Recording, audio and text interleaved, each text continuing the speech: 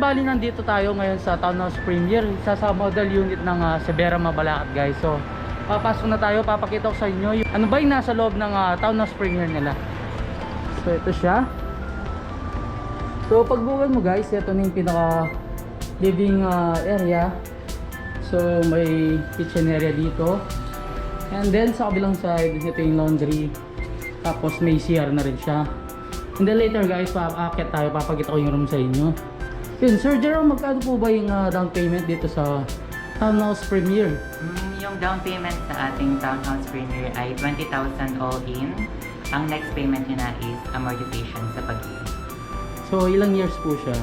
Pwede tayo mag-payment hanggang 30 years. And then yung monthly niya is 9,700. 9,700. So depende po sa monthly, kung tataas o bababa yung monthly nila. Yes po. Depende pala sa years. So yun, nakabala, nakit tayo. Check natin yung mga rooms nila dito. So by schedule po ba yung pagpupunta dito? Pwedeng mag-walk-in na po. So yun guys, no, pwede naman mag-walk-in kung gusto nyo i-check yung mga model units nila. So ito yung isang room. Ayan siya. So may 2 room siya guys. Sa kabila ito. Ayan siya.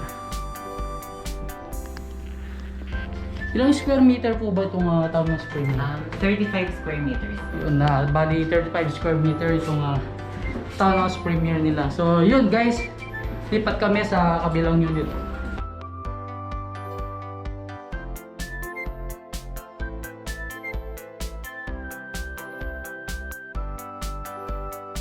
Yun na kabalen, next natin check itong Townhouse B nila dito sa Xevera Mabalacat. So papasok tayo, papakita ko sa inyo guys kung ano meron sa loob. Next G.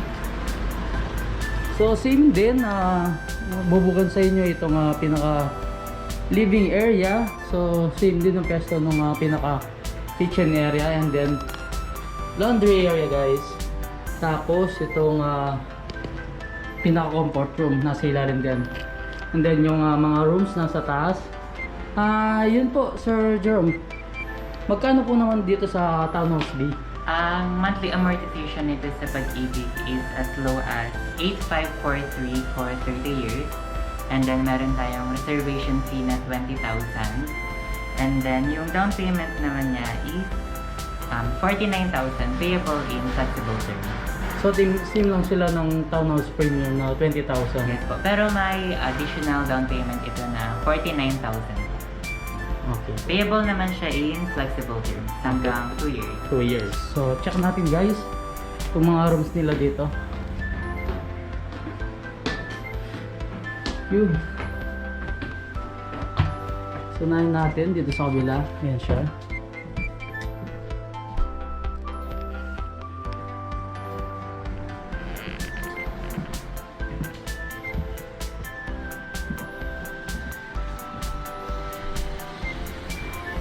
So mostly Sir Jerome, nasa 3 to 5 persons siguro. Pwede. Pwede no. Pang-family lang talaga siya na.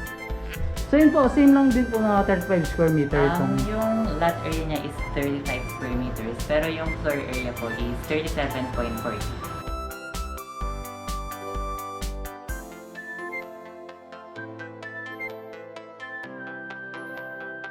So yun guys, no, andito na tayo sa model unit nila na Townhouse A dito sa Xevera Mabalacat. So mas malaki ito guys compared dun sa Townhouse Premier nila tsaka Townhouse B.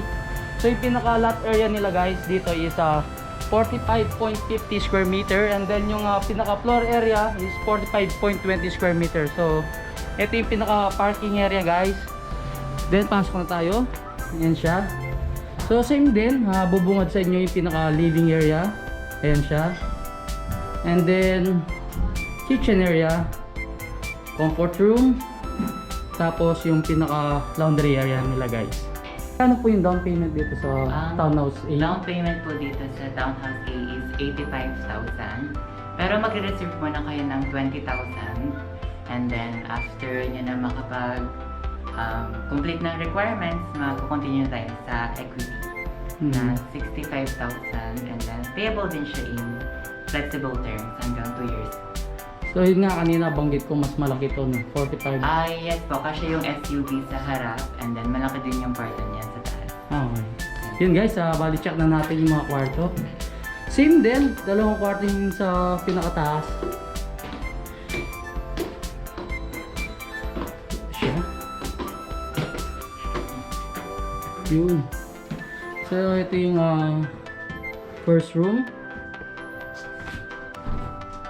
Then guys, may kasama na rin pala siyang cabinet. Second room tayo.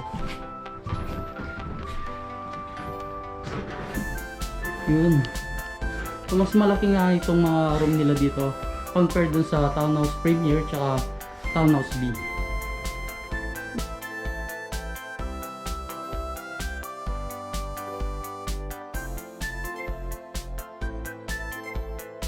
Yun sir, sa requirements po, pagkuha ng rent to own house dito sa Xevera.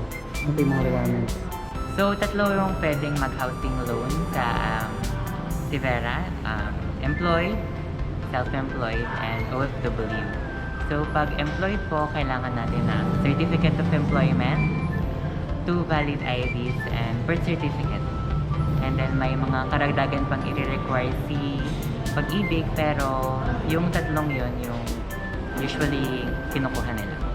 So yung requirements po, dito ipapasa sa Xevera o direct ka sa Yes po, Pag-ibig? bali magsasubmit na lang yung buyer sa amin and then kami na po yung magpaprocess sa Pag-ibig. So, Hindi na po nila kailangan pumunta sa Pag-ibig. self-employed po, paano yung process? Pag self-employed, kailangan natin ng income tax return from BIR, mayor's permit, barangay permit. OFW.